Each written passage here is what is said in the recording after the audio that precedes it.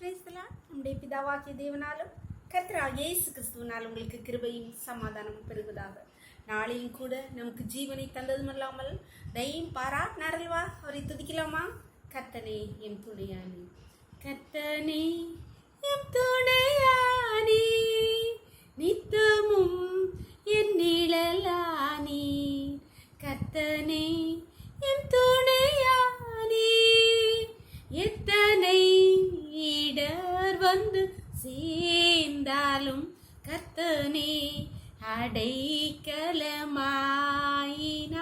மனுமக்களில் இவர் போலுண்டோ, விண்ணுலகிலும் இவர் சிறந்தவர், கர்த்தனே என் துணையானி, நித்தமும் என் நிழலானி, கர்த்தனே என் துணையானி.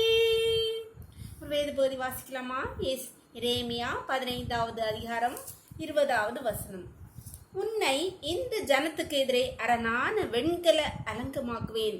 அவர்கள் உனக்கு விரோதமாக யுத்தம் பண்ணுவார்கள், ஆனாலும் உன்னை மேற்கொள்ள மாட்டார்கள். உன்னை இரட்சிப்பதற்காகவும் உன்னை தப்புவிப்பதற்காகவும் நான் உன்னுடனே இருக்கிறேன் என்று கர்த்தர் சொல்கிறார்.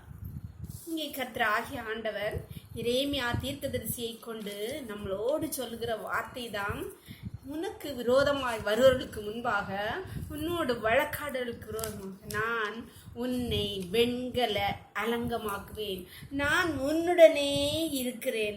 உன்னை ரட்சிப்பதற்காகவும் உன்னை தப்புவிப்பதற்காகவும் நான் உன்னுடனே இருக்கிறேன் என்று சொல்கிறார்.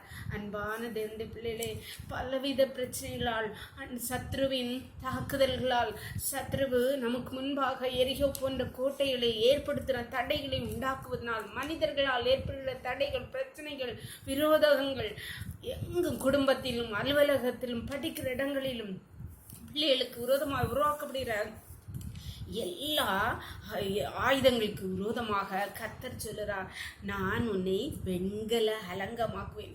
வெண்கல அலங்கத்தை சத்ருவால் இடித்து உள்ளே வர முடியாது. நான் உனக்கு துணை நிற்பு. உன்னை தப்புவிப்பதற்காகவும் உன்னை ரட்சிப்பதற்காகவும் நான் உன்னுடனே இருக்கிறேன் என்று சொல்லுறார். அதனால பயப்படாதுங்க, கலங்காருங்க.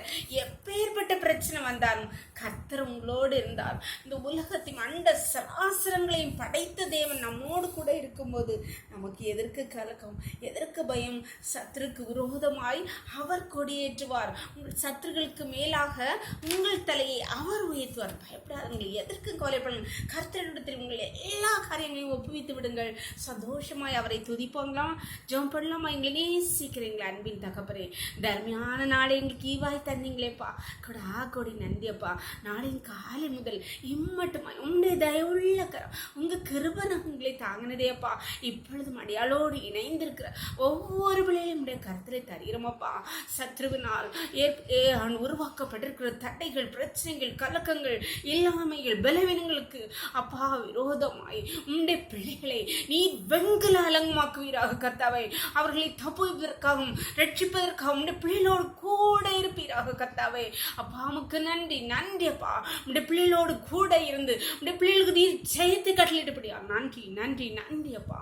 ஒவ்வொருவரையும் தாழ்த்து உடைய கருத்திலே தருகிறோம். இந்த இரவுக்குள்ளே மூடி மறைச்சுக்கோங்க. சகல துதியும் கனமும் வல்லமையும் பலனும் ஞானமும் எங்கள் தேவாதி தேவன் ஒருவருக்கே செலுத்துகிறோம். இயேசுவின் மூல ஜெபங்கள் நல்ல தந்தையே, ஆமென், ஆமென். God bless you. கர்த்தர் உங்களை ஆசீர்வதிப்பாராக. ஆமென்.